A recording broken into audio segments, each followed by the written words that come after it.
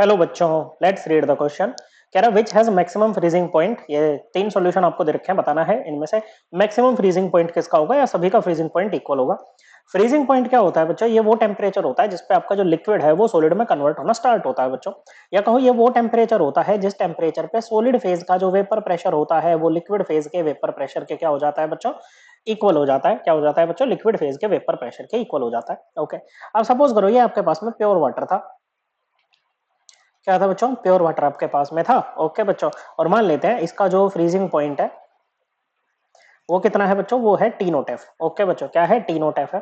तो जब हम इसमें कोई सोल्यूट ऐड करेंगे ना बच्चों, तो क्या होगा कि जो वेपर फेज है ना बच्चों, इसका इसको जो लिक्विड फेज है इसका वेपर प्रेशर क्या हो जाता है? वो कम हो जाता है बच्चों, जिसके कारण जो है हमारा जो लिक्विड है बच्चों वो और भी कम टेम्परेचर पे जाके क्या होता है बच्चों? फ्रीज होता है। मतलब जो रिजल्टेंट सोल्यूशन यहाँ पर बना है ना बच्चों, इसका जो फ्रीजिंग पॉइंट है मान लो टी एफ है बच्चों, तो जो टी एफ है ना इसकी वैल्यू क्या होती है? टी नोट एफ से कम होती है बच्चों। और ये जो डिफरेंस होता है between T note F and T F, okay, T note F minus T F, ये क्या होता है बच्चों? इसको बोलते हैं लोअरिंग इन, ये बच्चों इसको बोलते हैं डिप्रेशन इन फ्रीजिंग पॉइंट। क्या बोलते हैं बच्चों? इसको बोला जाता है डिप्रेशन इन फ्रीजिंग पॉइंट। इसको डेल्टा टीएफ से हम डिनोट करते हैं। ये एक कोलिगेटिव प्रॉपर्टी होती है जो केवल अमाउंट ऑफ सोल्यूट पर डिपेंड करती है। ओके बच्चों, उसके नेचर पर डिपेंड नहीं करती है। अब ये कैसे डिपेंड करती है? ये ऐसे डिपेंड करती है कि डायरेक्टली प्रोपोर्शनल होती है सॉल्यूशन की मोलैलिटी के। अगर मोलैलिटी की बात करें तो ये क्या होती है बच्चों? ये होती है number of moles of solute divided by weight of solvent in KG. हम देख सकते हैं तीनों ही केस में जो सोलवेंट है वो वाटर है, उसका वेट कितना है बच्चों? सोलवेंट का वेट आपका 100 केजी है। हर एक केस में 100 केजी नहीं बच्चों, 100 जी है, 100 ग्राम है। और एक ग्राम में कितने किलोग्राम होते हैं बच्चों? 1/1000 किलोग्राम होते हैं। तो ये आ जाएगा कितना बच्चों? 0.1 केजी। तो ये सेम है बच्चों सभी के केस में।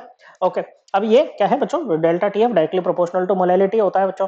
तो जब हम यहाँ से प्रोपोर्शनैलिटी का साइन हटाते हैं ना बच्चों, तो यहाँ पर एक कांस्टेंट आ जाता है जिसको बोलते हैं के एफ। ये होता है क्रायोस्कोपिक कांस्टेंट। ये सोलवेंट की प्रॉपर्टी होती है, मतलब ये वाटर की प्रॉपर्टी होगी, सभी के लिए सेम होगा बच्चों। तीनों सोल्यूशन में सेम रहेगा बच्चों। ओके, अब देखो ध्यान रखना बच्चों कि जब हमने सोल्यूट ऐड किया है तो क्या हुआ है? डिप्रेशन आया है फ्रीजिंग पॉइंट में, मतलब फ्रीजिंग पॉइंट और भी कम हो गया। ओके, तो हमें बताना है मैक्सिमम फ्रीजिंग पॉइंट किसके केस में आएगा। तो बच्चों मैक्सिमम फ्रीजिंग पॉइंट उसके केस में आएगा ना जिसके केस में डिप्रेशन इन फ्रीजिंग पॉइंट सबसे कम हुआ होगा बच्चों। ओके, तो हमारा आंसर है, हमारा जो मेन पॉइंट है, मेन मुद्दा है, वो हमें ये निकालना है कि डेल्टा टीएफ मिनिमम किसके केस में आया है। क्या निकालना है बच्चों? कि डेल्टा टीएफ मिनिमम किसके केस में आया है, वही हमारा क्या होगा? आंसर होगा। अब सुनो बच्चों, अब एक चीज और बच्चों, अब जैसे NaCl टाइप के लोग होते हैं ना बच्चों, ये क्या होते हैं? टूट जाते हैं पानी में आके। जैसे Na plus plus Cl minus आपको ना दे दिया बच्चों। ओके, सपोज करो आप इसका 1 मोल लेकर के चले थे और आपने यहाँ पर कैलकुलेशन 1 मोल के हिसाब से कर दी बच्चों। लेकिन एक्चुअल में तो बच्चों अगर जैसे पूरा डिसोसिएट हो रहा है तो 1 मोल सोडियम प्लस के और 1 मोल Cl माइनस के, तो effective number of solute particles तो यहाँ पर 2 मोल है बच्चों, और हमने कैलकुलेशन 1 मोल के हिसाब से करी है। तो इसका मतलब यहाँ पर क्या होगा बच्चों? जो कैलकुलेटेड वैल्यू है कोलिगेटिव प्रॉपर्टी की और जो एक्चुअल है उसमें डिस्क्रिपेंसी आएगी बच्चों, जिसको दूर करने के लिए हम यूज करते हैं वेंट ऑफ फैक्टर। ओके बच्चों, ये होता है बच्चों आपका actual value of colligative property divided by calculated value of colligative property. तो डेल्टा टीएफ एक्चुअल क्या हो जाता है बच्चों, जो कि हमें यूज करना है यहाँ पर, वो हो जाता है आयोटा इंटू के एफ इंटू एम। तो हमें आयोटा, ओके बच्चों, मतलब ये डेल्टा टीएफ एक्चुअल वाले की बात करनी है यहाँ पर।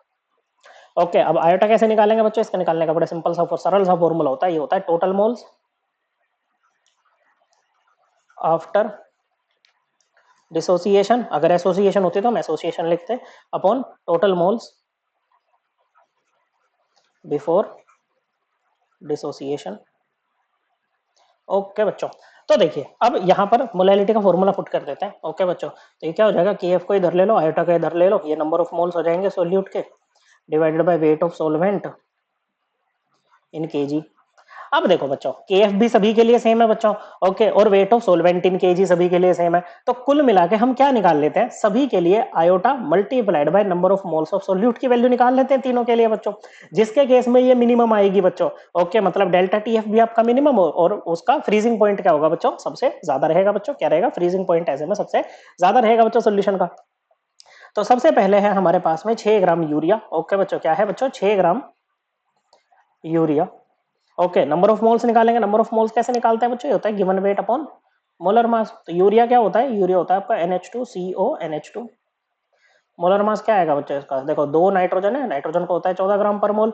ओके बच्चों, 4 हाइड्रोजन, हाइड्रोजन का 1 ग्राम पर मोल, कार्बन का 12 ग्राम पर मोल और ऑक्सीजन का 16 ग्राम पर मोल। तो ये आ जाएगा 60 ग्राम पर मोल। तो यहाँ से इसके नंबर ऑफ मोल्स कितने आ जाएंगे बच्चों, इसके नंबर ऑफ मोल्स आ जाएंगे, ये हम यूरिया के निकाल रहे हैं, तो यूरिया का गिवन वेट कितना है 6 ग्राम है, मोलर मास कितना है 60 ग्राम पर मोल, तो ये कितना आ जाएगा बच्चों, ये 1 पे जाएगा, ये आपका 10 पे गया, तो 1/10 मतलब 0.1 मोल आ गया। ओके, कितना आ गया बच्चों 0.1 मोल आ गया।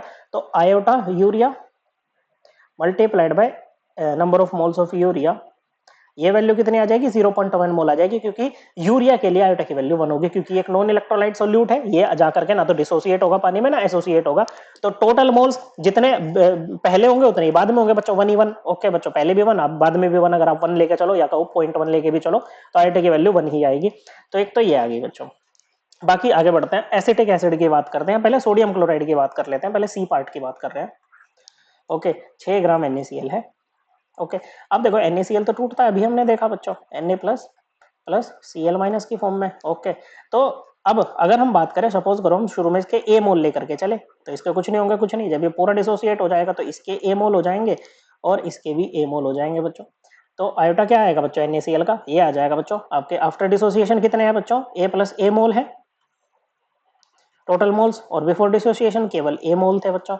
ओके, तो ये आ जाएगा 2A upon A equal to कितना 2 आ गया बच्चों। तो NaCl के लिए वेंटो फैक्टर की वैल्यू क्या आ गई 2 आ गई बच्चों। मोलर मास निकाल लो NaCl का।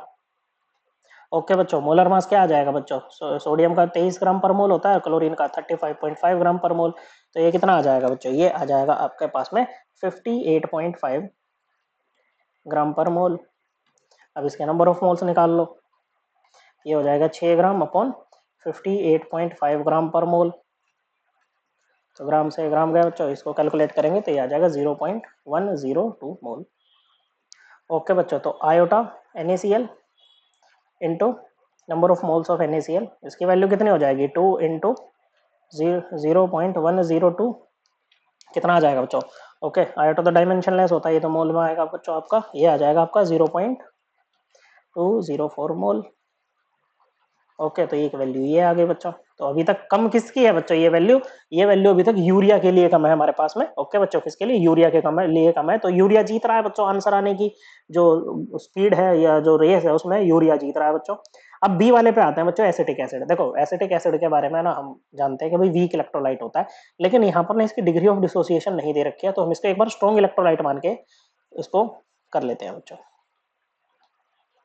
ओके बच्चों, तो इसमें भी जैसे स्ट्रॉन्ग इलेक्ट्रोलाइट मान के काम करा बच्चों, ये भी इस तरह से 2 ही आयन्स दे रहा है बच्चों, तो यहाँ पर भी आयोटा जो आएगा बच्चों, सिमिलरली जैसे NaCl का आया है वैसे इसका भी कितना आ जाएगा 2 आ जाएगा बच्चों।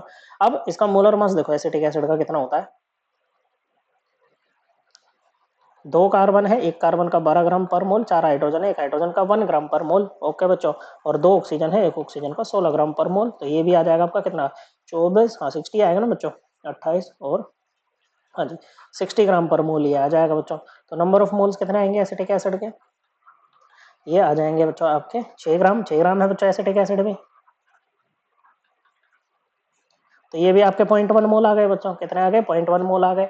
अब देखो आयोटा एसिटिक एसिड HAC करके लिख देते हैं इसको। ओके बच्चों, number of moles of acetic acid कितना आ जाएगा बच्चों 2 इंटू 0.1 इक्वल टू 0.2 मोल आ जाएगा बच्चों। ओके, हालांकि इसका जो आयोटा होगा ना बच्चों वो 1 से तो ज्यादा होगा लेकिन 2 से कम रहेगा, क्योंकि वीक इलेक्ट्रोलाइट होता है। ओके, तो ये जो वैल्यू होगी ना इसकी 0.1 से ज्यादा होगी लेकिन 0.2 से कम होगी। बात का सार ये है बच्चों कि ये जो डेल्टा TF की वैल्यू जो मिनिमम आएगी ना वो किसके लिए आएगी बच्चों, वो आपके यूरिया वाले सॉल्यूशन के लिए आएगी, इसीलिए फ्रीजिंग पॉइंट सबसे ज्यादा उसी का होगा बच्चों। So correct answer is option A. I hope आपको एकदम क्लियर हो गया होगा। थैंक यू बच्चों।